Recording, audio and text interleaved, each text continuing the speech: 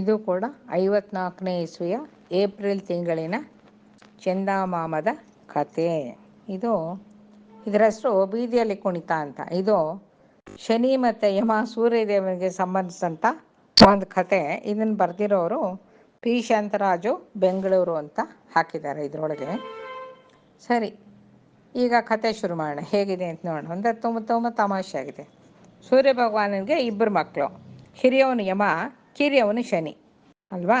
ಆಗ ಸೂರ್ಯ ಪ್ರತಿದಿನ ಬೆಳಗ್ಗೆ ಎದ್ದ ತಕ್ಷಣ ತನ್ನ 7 ಅಶ್ವದಲ್ಲಿ ಲೋಕ ಸಂಚಾರ ಶುರು ಮಾಡೋದು ಪದ್ಧತಿಯಲ್ಲ. ಆವಾಗ ತಾನೇ ಬೆಳಗಾಗತ್ತೆ, ಗಂಟೆ ಮುಂದಕ್ಕೆ ಹೋಗುತ್ತೆ, ಎಲ್ಲ ಆಗುತ್ತೆ. ಒಂದು ದಿವಸ ಯಮ ಏನು ಮಾಡ್ತಾನೆ, ಎದ್ಬಿಟ್ಟು, ಅಪ್ಪ ನಾನು ಸಹ ನಿಮ್ಮೊಂದಿಗೆ ಬರುತ್ತೇನೆ, ಮನೇಲಿ ಕುಳಿತಿದ್ರೆ ನನಗೆ ಹೊತ್ತೇ ಹೋಗಲ್ಲ ಅಂತ ಹೇಳ್ತಾನೆ.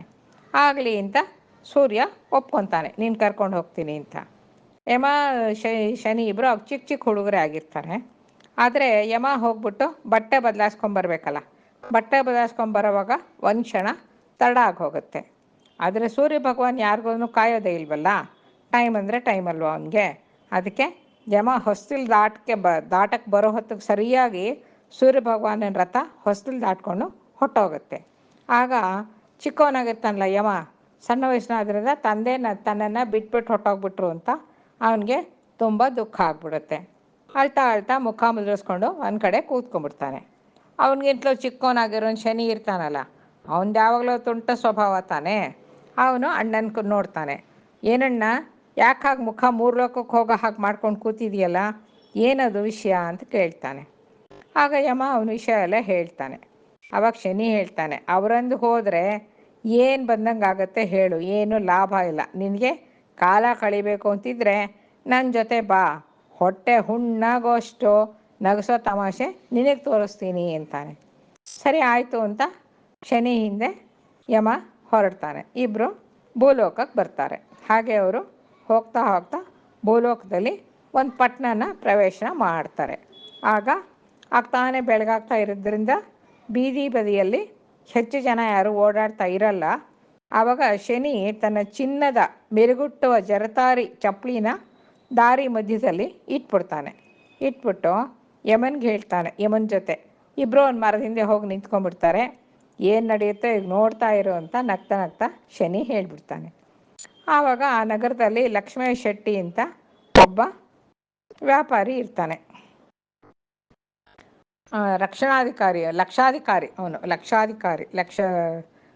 ಇರ್ತಾನೆ. ಅವನು ಬೆಳಗಾಗಿದ್ದು ಬರ್ತಾ ಇರ್ತಾನೆ. ಅಂಗಡಿಗೆ ಹೋಗ್ತಾ ಇರ್ತಾನಲ್ಲ, ಆವಾಗ ಈ ಚಿನ್ನದ ಚಪ್ಪಲಿ ನೋಡ್ತಾನೆ. ನೋಡಿದ ತಕ್ಷಣ ಅವನಿಗೆ ಓಹೋ ಇದೇನಿದು ಅಂತ ಚೆನ್ನಾಗಿರುತ್ತಲ್ಲ, ನೋಡ್ತಾ ನಿಂತ್ಕೊತಾನೆ. ಯಾರ್ದೋ ಏನೋ ಪಾಪ ರಾತ್ರಿ ಎಲ್ಲೋ ಗಾಡೀಲಿ ಹೋಗೋವಾಗ ಬಿದ್ದೋಗಿದೆ ಅಂತ ಕಾಣುತ್ತೆ ಅಂತ ನೋಡ್ತಾನೆ.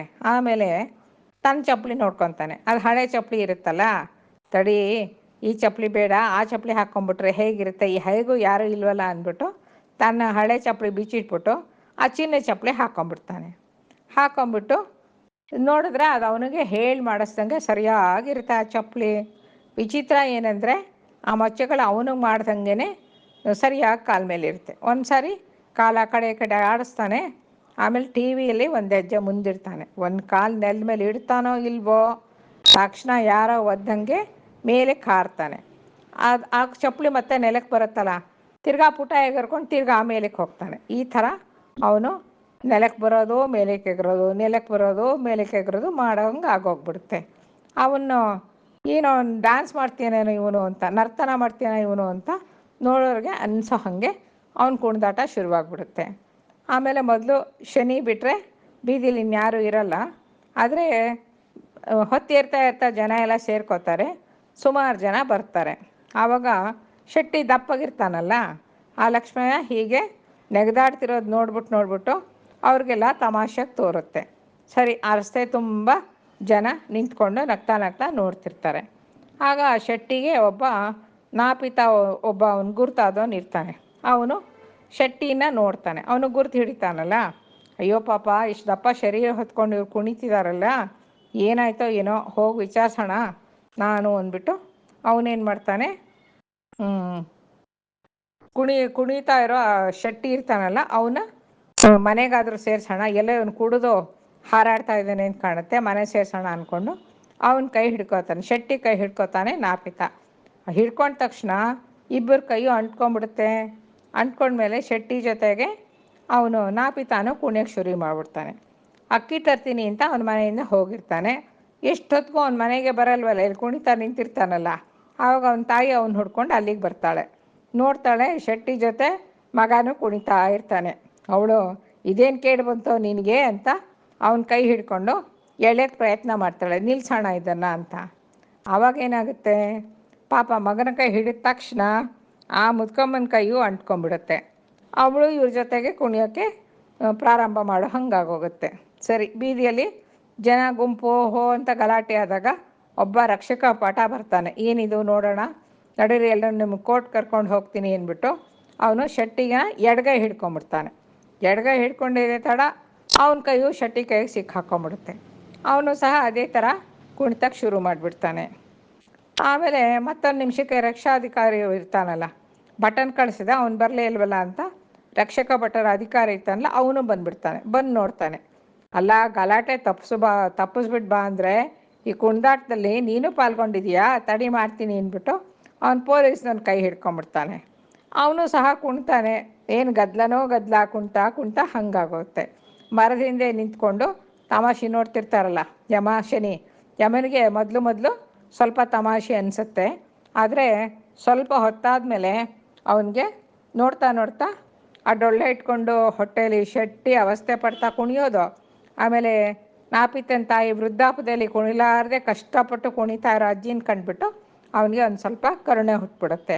ಆಗ ಶನಿನ್ಗೆ ಅವನು ಹೇಳ್ತಾನೆ, ಶನಿನ ಕುರಿತು ಹೇಳ್ತಾನೆ, ಸಾಕಪ್ಪ ಇಷ್ಟು ತಮಾಷೆ, ಇನ್ನಿವ್ರನ್ನ ಬಾಧೆ ಪಡಿಸ್ಬೇಡಪ್ಪ ನೀನು ಅಂತ ಕೇಳ್ಕೊತಾನೆ. ಆಗ ಶನಿ ತನ್ನ ಕೈಯಿನ ಒಂದು ಸಾರಿ ಬೀಸ್ತಾನೆ. ಬೀಸಿದ ತಕ್ಷಣ ಎಲ್ಲರ ಅಂಟ್ಕೊಂಡಿದ್ದ ಕೈಗಳೆಲ್ಲ ಬಿಟ್ಟು ಹೋಗುತ್ತೆ. ಎಲ್ಲರ ಕೈ ಸಡಲವಾದ್ರಿಂದ ಎಲ್ಲರೂ ನನ್ನ ಕಡೆ ಹೋಗಿ ಬಿದ್ದುಬಿಡ್ತಾರೆ.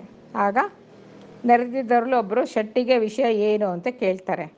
ಅವನು ಎಲ್ಲ ಈ ಹಾಳಾದ ಮೆಟ್ಟಿನ ಪ್ರಭಾವ ಅಂತ ಹೇಳ್ತಾನೆ. ಅದನ್ನು ಬಿಚ್ಚಿಟ್ಬಿಟ್ಟು ತನ್ನ ಹಳೆ ಚಪ್ಪಲಿ ಹಾಕ್ಕೊತಾನೆ. ಆಗ ಎಲ್ಲ ಸರಿ ಹೋಗುತ್ತಲ್ಲ. ನೋಡ್ತಾ ಇದ್ದಂಗೆ ಆ ಚಿನ್ನ ಚಪ್ಪಲಿಗೆ 2 ರೆಕ್ಕೆ ಹುಟ್ಕೊಳ್ಳುತ್ತೆ. ರೆಕ್ಕೆ ಹುಟ್ಕೊಂಡು ಆಕಾಶದಲ್ಲಿ ಅವು ಹಾರಿಕೊಂಡು ಹಕ್ಕಿ ಥರ ಮಾಯ ಆಗಿ ಹೋಗುತ್ತೆ.